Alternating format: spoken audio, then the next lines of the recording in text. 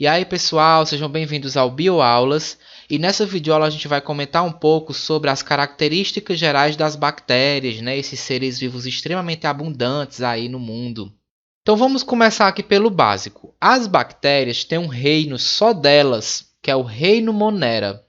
São seres vivos unicelulares, compostos por apenas uma única célula, a própria célula é a bactéria, com o tipo de célula procarionte, que é aquela célula que não tem núcleo, não tem organelas. Elas podem ser patogênicas e não patogênicas. Ao contrário do que muita gente pensa, a maioria das bactérias são não patogênicas, não vão causar doenças. Cerca de 30% vai causar doenças como leptospirose, tétano, sífilis, tuberculose, certo?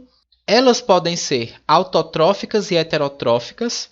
As bactérias autotróficas são aquelas que produzem o seu próprio alimento, que é o caso das cianobactérias, que fazem fotossíntese. Já as bactérias heterotróficas, elas vão consumir matéria orgânica do ambiente, do solo, de esgotos. Elas vão em busca de seu alimento. Muitas delas atuam como decompositoras, juntamente com os fungos.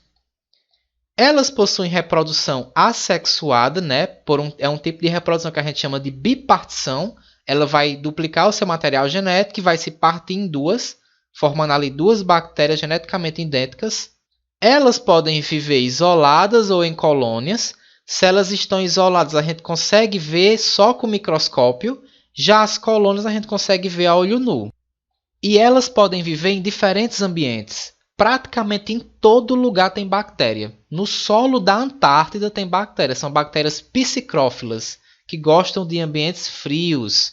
Tem as bactérias termófilas, que gostam de ambientes mais quentes.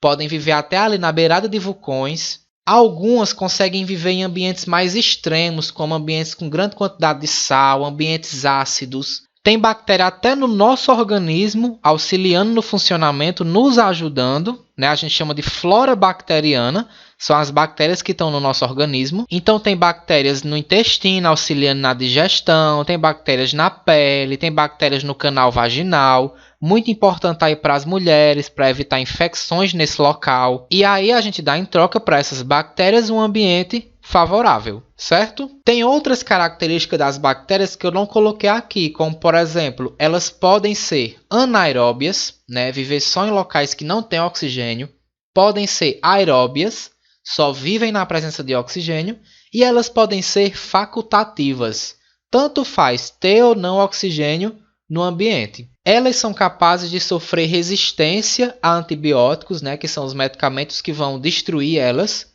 Então, elas podem resistir a esse medicamento e ficar mais potentes, Então, a resistência bacteriana vai formar aí superbactérias, bactérias difíceis de serem eliminadas. Elas podem ainda, pessoal, ter diferentes formas, como, por exemplo, cocos, cocos isolados, ou aqui em forma de streptococcus, estafilococos, que é semelhante a cachos de uva, sarcina. Elas podem ter um formato de bacilos.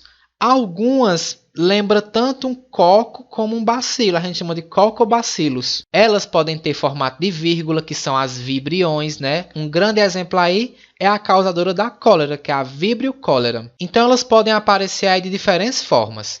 Agora, para finalizar, vamos falar da estrutura bacteriana, Como é uma bactéria? Como a gente já sabe, são seres unicelulares. Então, aqui eu tenho uma única célula, que é a bactéria. E elas são procariontes, que é aquela célula que não tem organela, não tem núcleo. Eu vou falar primeiramente estruturas que estão presentes em todas as bactérias. Então, bora lá. Primeiramente, a membrana plasmática, aqui em verde, que é aquela membrana que vai revestir a bactéria. Aqui em azul, que é o citoplasma, que é o espaço interno da célula.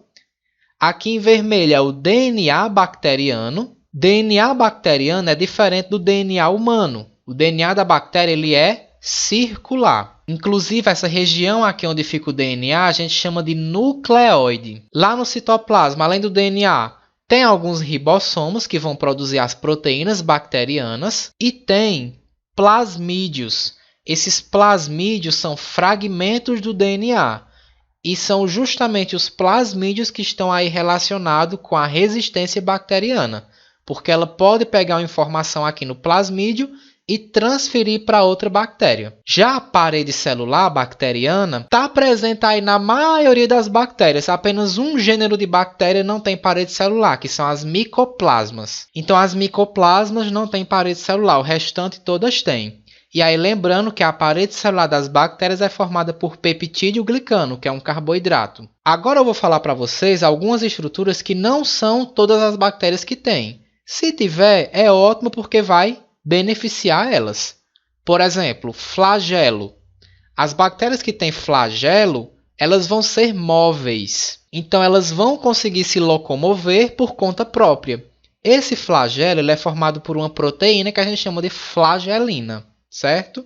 Outra estrutura é a cápsula, que é essa aqui em vermelho. As que têm cápsula é ótimo porque tem uma proteção a mais, consegue se aderir a algumas superfícies. E algumas podem apresentar pile, que são essas coisinhas aqui parecidas com pelos, né? Pile ou fímbrias, que vai auxiliar aí na adesão da bactéria a algumas superfícies, na adesão a outras bactérias, certo? Então essa aqui é a estrutura da célula bacteriana. Espero que vocês tenham compreendido e a gente se fala nas próximas videoaulas. Até lá!